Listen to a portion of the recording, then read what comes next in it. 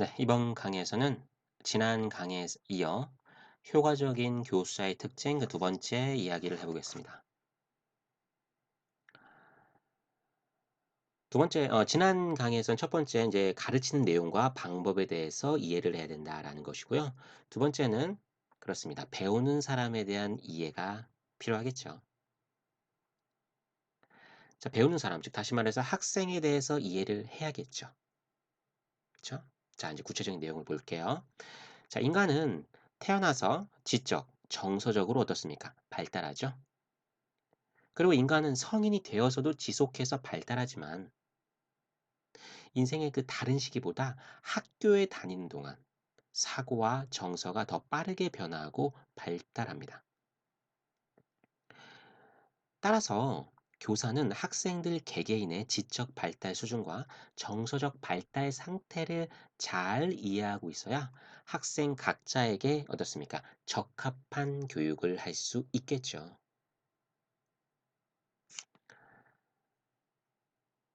자, 계속 볼게요. 자, 그러면 어떤 발달 단계를 거치는지 간략하게 살펴볼게요. 자, 초등학교 입학 전에는 아동은 세상을 자기중심적으로 이해하며 논리적인 사고가 불가능합니다. 그리고 이 초등학교 시기에는 타인의 관점에서 세상을 이해하고요. 그리고 구체적인 사물이나 대상을 통해 논리적인 사고가 가능하다라는 것입니다. 그래서 이 시기의 학생은 강아지보다 사슴이 더 크고 사슴보다 하마가 더 크면 강아지보다 하마가 더 크다는 이러한 논리적인 사고가 가능하다는 얘기죠. 자, 그러면은 이 시기의 교사는 어떻게 지도하면 될까요? 그렇습니다. 구체적인 사물을 예로 들어 수학이나 과학적 개념을 설명할 수 있겠죠. 즉, 초등학교 시기에는 이런 내용을 활용할 수 있다라는 것입니다. 자, 그래서 교사는 학생의 발달 수준에 따라 배울 수 있는 내용에 한계가 있다는 사실을 꼭 이해해야 한다는 얘기죠.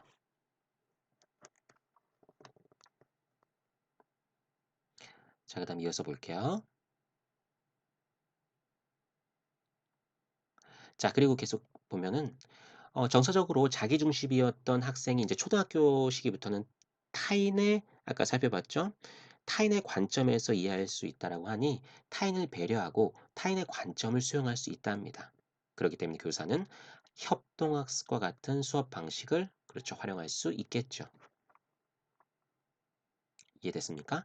자, 그다음 이어서 중학교, 그다음에 이제 고등학교 시기가 되면 학생은 더욱 복잡하고 논리적인 사고가 가능합니다. 그래서 이 시기 학생은 구체적인 사물이나 대상이 없어도 상징이나 기호를 이용해서 논리적인 사고가 가능하다라는 것이죠. 그래서 이 시기에는 구체적인 사물의 예를 들지 않아도 기호들을 개념적으로 이해하는 것이 가능하다라는 것이죠. 자, 계속 볼게요. 자, 그리고 이 시기는 청소년인 시기죠. 청소년기인 이 시기죠. 그래서 이 시기는 또 부모나 교사보다 또래나 친구들의 영향력이 매우 큰 시기입니다. 그렇기 때문에 교사는 어떻게 해야 될까요? 그렇죠. 학생들의 교우 관계를 살펴보는 것이 필요하다라는 것이죠. 그래서 이 시기의 학생은 자기 자신에 관해 관심을 가지고 또 자신이 누구이며 무엇을 좋아하는지, 그리고 미래에 무엇이 되고 싶은지와 같은 정체성을 고민하는 시기입니다. 이 정체성이라는 거 여러분들 들어봤을 겁니다. 자, 간략히 얘기해 볼게요. 이 정체성이라고 하는 것은 이겁니다. 자신이 누구이며 무엇을 좋아하고 그리고 미래에 무엇이 되고 싶은지와 같은 생각이죠. 자, 이런 생각들이 지속되고 된다면은 바로 정체성과 관련한 고민을 하고 있구나라고 보는 거고요. 그리고 이러한 고민에 대해서 본인 스스로 이제 답을 명확히 가지고 있다라고 하면은 그것이 바로 정체성을 성취한 것이다라고 볼 수 있는 것이고요. 자, 이해가 됐나요? 네. 자, 그래서 특히 이때는 친구들이나 이성이 자신을 어떻게 평가하는지도 관심이 많답니다. 네. 자, 이어서 볼게요, 또. 자, 그리고 중학교 이후에 학생들은 그 전 아동기와 비교해서요. 지적인 발달 수준이나 정서적 발달 수준에서 개인차가 크다라고 보는 것입니다. 그래서 교사는 어떻게 해야 될까요? 그렇습니다. 학생 개개인의 차이를 민감하게 살펴보고 지적, 정서적 변화에 적절하게 반응할 필요가 있다라는 것이죠. 자, 그래서 이 개개인의 차이를 민감하게 살펴봐야 된다는 겁니다.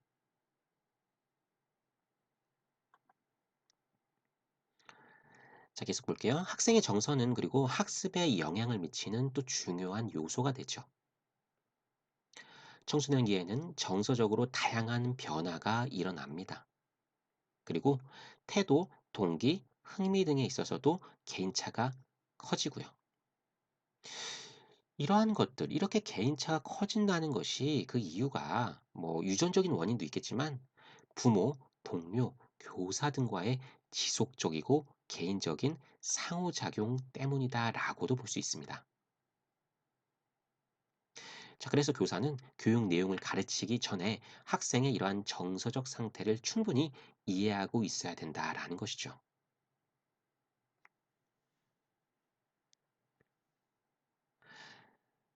네. 자, 그리고 이러한 지적인 부분에서 얘기를 하자면은 지적인 부분에서의 개인 차와 관련해서 네. 어 어떻습니까? 학습은 교과 내용의 이해 정도가 학생마다 이제 다르다라는 얘기죠. 그쵸? 지적인 부분은 다 같지 않으니깐요. 개인차가 있으니깐요.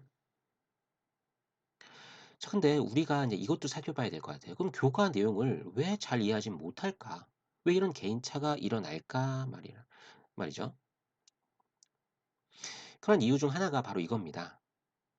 이전의 학습 과정에서 내용을 이해하지 못한 것이 이후에 학습에 부정적인 영향을 미치는 것이죠. 다시 말해서 내용을 이해하지 못한 상태에서 다음 내용을 배우려고 하는 그런 경우가 되는 것이죠. 결국은 이제 결손이 일어난 부분이죠. 내용을 이해하지 못한 상황이 이제 학습 결손이 되는 것이죠. 이런 것들이 계속 누적된다라는 것인데 이 학습 결손이란 말이 나왔으니 간단하게 살펴볼게요. 이건 뭐냐? 학습 내용 중 일부 혹은 전체를 이해하지 못한 경우를 의미합니다. 그래서 학습 내용은 서로 의미상으로 연결되어 있답니다. 그럼 이런 부분적인 학습 결손이 해결되지 않으면 어떻게 될까요? 계속해서 그런 결손 등이 누적되겠죠. 다 연결되어 있기 때문이에요. 그래서 이 부분 꼭 알아야 되겠습니다. 그래서 지적인 발달 수준에서 개인차가 발생할 수 있다라고 하는 것입니다. 자, 그래서 교사는 어떻게 해야 될까요? 이런 개인차 발견 시 발견할 경우 어느 부분에서 결손이 일어난지를 진단하고 그리고 파악해야겠죠. 그리고 이런 과정 후에 그쵸? 그에 맞추어서 개인적 수업이나 도움을 제공해야 된다라는 것입니다. 중요한 부분이죠.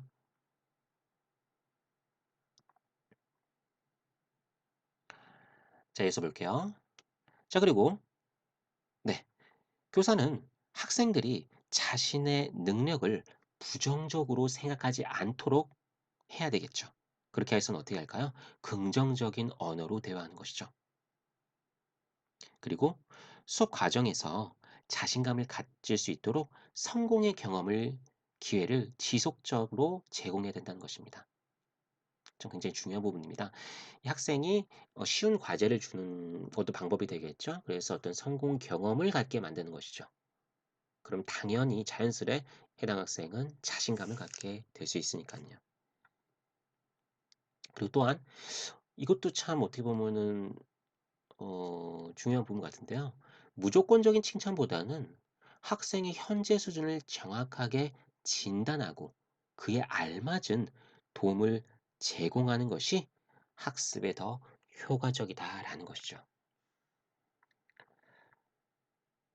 네. 그래서 이번 강의를 통해서도 선생님이 또 나름 또 돌아보게 되는 것 같습니다. 과연 저 같은 경우에는 학생들 개별적으로 능력들을 파악해서 그리고 그것을 토대로 해서 제대로 가르치고 그렇게 노력을 하고 있는지 말입니다. 그래서 이런 지금 우리가 지금 배우는 과정들은 어떻게 보면 이제 여러분들 관점보다는 교사의 관점에서 훗날 교사가 된 이후에 인제 관점에서 봐도 더 의미 있게 다가올 것이라고 생각하고요. 이어지는 강의에서 우리가 계속해서 세 번째 특징 또 살펴보도록 하죠. 네, 이번 강의는 여기까지 할게요. 감사합니다.